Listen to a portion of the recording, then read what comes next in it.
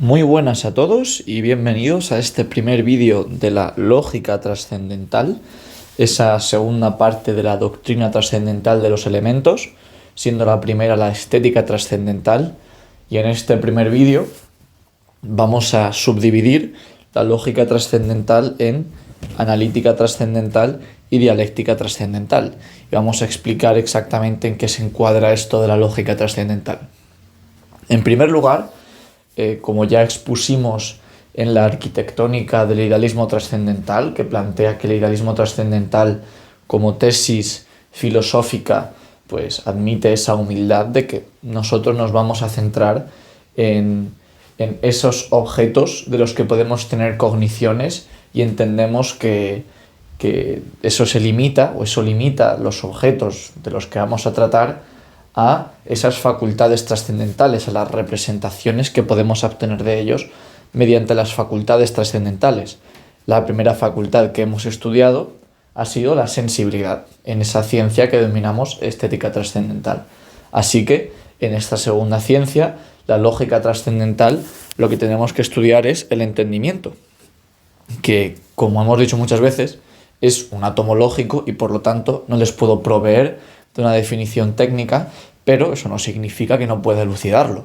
Eso no significa que me lo estoy inventando, que me lo estoy sacando de la manga. Una elucidación para esto de entendimiento, o términos que pueden resultar familiares para esto de entendimiento, son espontaneidad, intelecto, facultad de juicio.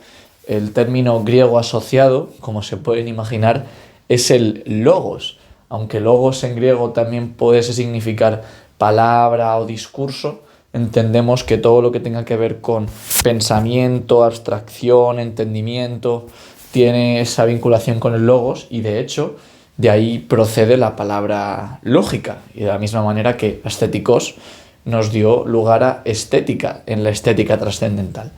Entonces, por mantener esa simetría, pues la ciencia que va a estudiar el entendimiento va a ser la lógica. Y por presentar un adjetivo que ya hemos dicho antes, pero que conviene recordar, las representaciones que se originan en el entendimiento son las representaciones intelectuales, de la misma manera que las que se originaban en la sensibilidad eran representaciones sensibles. Bueno, como decimos, la ciencia que estudia el entendimiento en términos generales, o en términos genéricos, en general, aquí el acento sobra.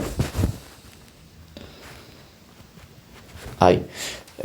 La ciencia que va a estudiar el entendimiento, en términos generales, va a ser la lógica, por lo que decimos, porque entendimiento se puede entender como ese logos, ese pensamiento.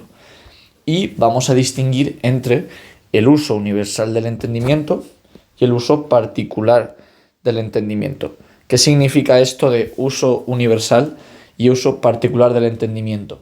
Pues que vamos a poder distinguir entre esas reglas del pensamiento de cualquier cosa que podamos pensar, o sea, esas reglas que tenemos que presuponer en cualquier ciencia que siquiera pretenda pensar en cosas, pues eso va a ser la lógica universal, el uso completamente universal del entendimiento. Y por otro lado, cuando queramos hablar del entendimiento, cuando piensa cosas particulares, cuando piensa un conjunto particular de cosas, o cuando es el órgano, y no el canon de toda ciencia, sino el órgano de una ciencia particular, entonces hablaremos de lógica particular. Y esta distinción se va a hacer bastante clara un poquito más adelante porque ya hemos presentado la lógica universal. La lógica que estudia el entendimiento de manera completamente aislada es esa lógica universal, esa lógica que no nos ha provisto de ningún juicio sintético, porque es la lógica de todo lo que podemos pensar, de todo lo que podemos entender, de todo lo que podemos razonar. Y esa lógica universal ya la explicamos en el curso de las nociones básicas de lógica. Por eso la llamamos lógica universal y no simplemente lógica, aunque se entiende que podríamos, por acortar a la lógica universal, llamarla lógica.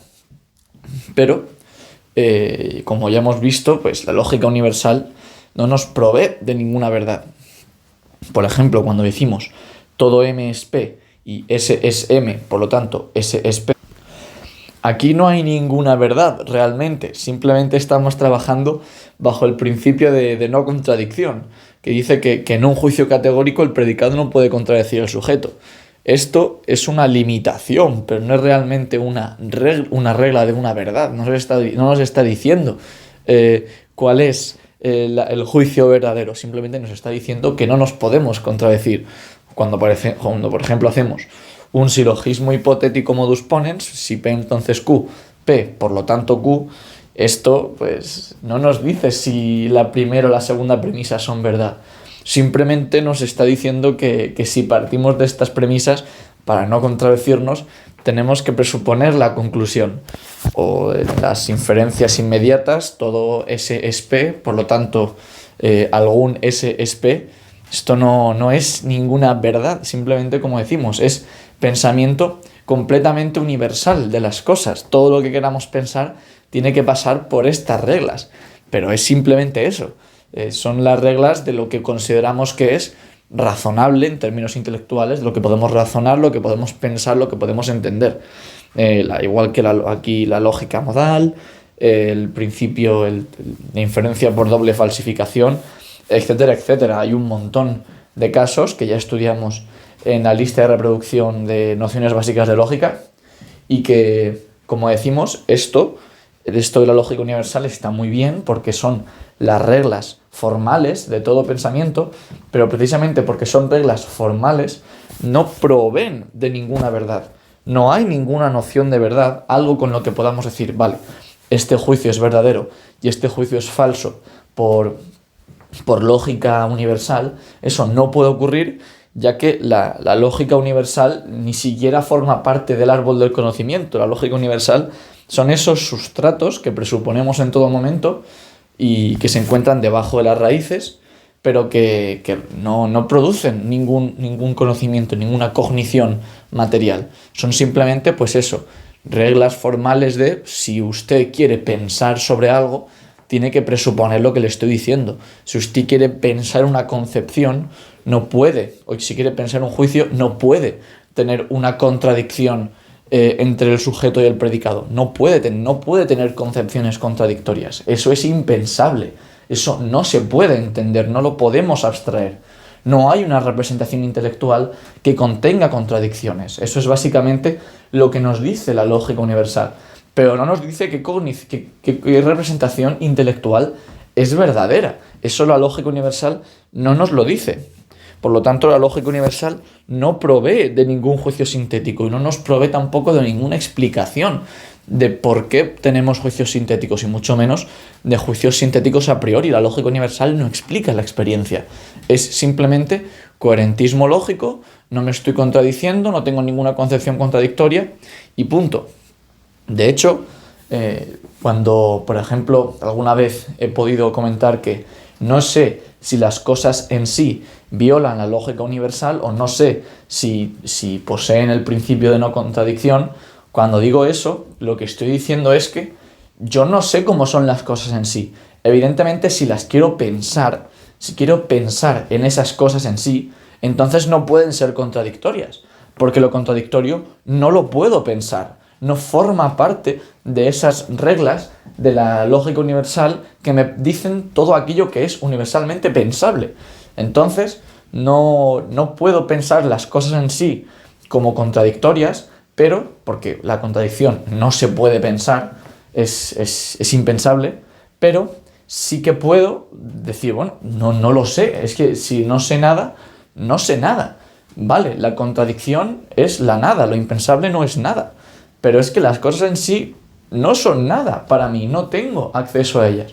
Entonces, si nos pusiésemos a especular, podríamos especular cualquier cosa. Pero claro, si lo pretendemos pensar, pues evidentemente las cosas en sí, como contradictorias, serían impensables.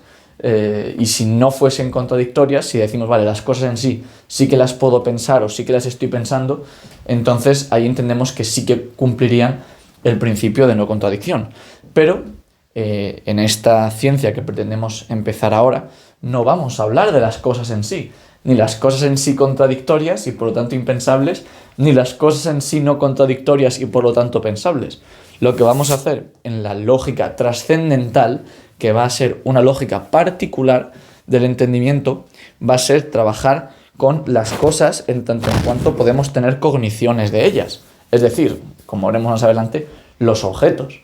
Cuando hablemos de lógica universal, sí que vamos a hablar de una lógica con juicios sintéticos, o sea, va a haber leyes concretas que nos van a delimitar lo que es verdadero y lo que es falso, no simplemente lo que es coherente lógicamente. Y por supuesto, pues esto implica que ya no es tan universal, porque va a haber cosas que vamos a poder pensar que no van a ser contradictorias, que por lo tanto van a formar parte de esta lógica universal, que no van a formar parte de las reglas de la lógica trascendental, porque la lógica trascendental delimita su uso a un conjunto particular de cosas, aquellas de las que podemos tener cogniciones, no simplemente pensamientos, no simplemente concepciones. Y bueno, pues eso significa que la lógica trascendental sí que va a presuponer una noción de verdad y que va a poder formar parte de esta filosofía trascendental, a diferencia de la lógica universal que no forma parte, simplemente está en esos sustratos, está en esa envolvente de la filosofía trascendental, sugiriéndonos que no nos podemos contradecir y que todo lo que sea contradicción es simplemente impensable y no podemos contemplarlo. Aunque, pues bueno, si alguien quiere tratar de cosas en sí con contradicciones, pues tampoco le puedo poner límites, simplemente es algo que yo tengo que presuponer para poder pensarlo. Así que con esto ya podemos dividir a la lógica trascendental en dos ciencias. Por un lado, la analítica trascendental y por otro lado, la dialéctica trascendental. Y esta división puede parecer un poco gratuita ahora, pero más adelante se verá por qué esta división es también necesaria. La analítica trascendental va a ser la lógica trascendental en tanto en cuanto se limita a las condiciones a priori de la cognición de objetos. La analítica trascendental va a ser una lógica trascendental de la verdad, o sea, nos vamos a centrar realmente en cuáles son esas condiciones para la cognición de objetos. Y mediante la analítica trascendental se construye el edificio del conocimiento de una manera correcta, vertebrada y completamente válida. Por otro lado, va a estar la dialéctica trascendental, que va a ser precisamente la lógica trascendental, o sea, vamos a tener que presuponer esa noción de verdad y esa pretensión de cognición de objetos y esa limitación a nuestro sujeto trascendental, pero sí que va a intentar mostrar, exponer pseudoproblemas y falacias que van a surgir cuando se intentan exceder los límites de la cognición de objetos, cuando intentamos exceder los límites de nuestro sujeto trascendental. Cuando tenemos esa pretensión, cuando estamos intentando partir quizás de reglas que hemos obtenido en la analítica e intentar ir más arriba para alcanzar, por ejemplo, la cognición de cosas en sí, entonces es cuando la dialéctica trascendental va a ser importante para poder pulir esa analítica de esas posibles ramas mustias, ramas que tienen problemas, que no están bien hechas, que no le llegan bien. En algunos casos siquiera le llegan bien los sustratos, pero desde luego no le están llegando bien los principios de la analítica y que por lo tanto tenemos que pulir y que matizar. Entonces, ciertamente uno podría decir que la dialéctica trascendental no es esa parte tan fundamental y tan básica de la filosofía trascendental que esto de la crítica de la razón pura, que por lo tanto esto no debería formar parte de la crítica de la razón pura, sino de casos particulares de la filosofía trascendental. Pero sí que es verdad que muchísimas de las cuestiones que se discuten en la analítica trascendental y algunas quizá también de la estética trascendental se entienden mejor cuando intentamos poner límite, poner un techo a esas ilusiones trascendentales que veremos más adelante, a esos pseudoproblemas, para precisamente que la analítica se entienda mejor y de esa manera hacer que el árbol del conocimiento crezca de una manera mucho más natural y sana. Entonces podemos decir de alguna manera que la dialéctica trascendental es la lógica trascendental de la ilusión de la verdad. Y esto, bueno, en algunos momentos podemos referirnos a ellas como lógica analítica y lógica dialéctica, que en la lógica universal no ocurría porque no tenía ese problema de la verdad, ya que la lógica universal no trata con verdades, simplemente, en todo caso, trata sobre la transitividad de la verdad de un sitio a otro para que no sea contradictorio, pero, pero bueno, esto es básicamente la presentación de las dos partes que vamos a empezar ya en próximos vídeos, la analítica y la dialéctica, y con esto empezamos lo que es la segunda parte de la doctrina trascendental de los elementos, a saber, la lógica trascendental con la cual llegaremos a terminar de alguna manera estos elementos trascendentales para que tengan ustedes todas esas herramientas que necesitan para ser filósofos trascendentales. Y bueno, con esto, sin más dilaciones, empezamos ya esta primera parte. Un cordial saludo.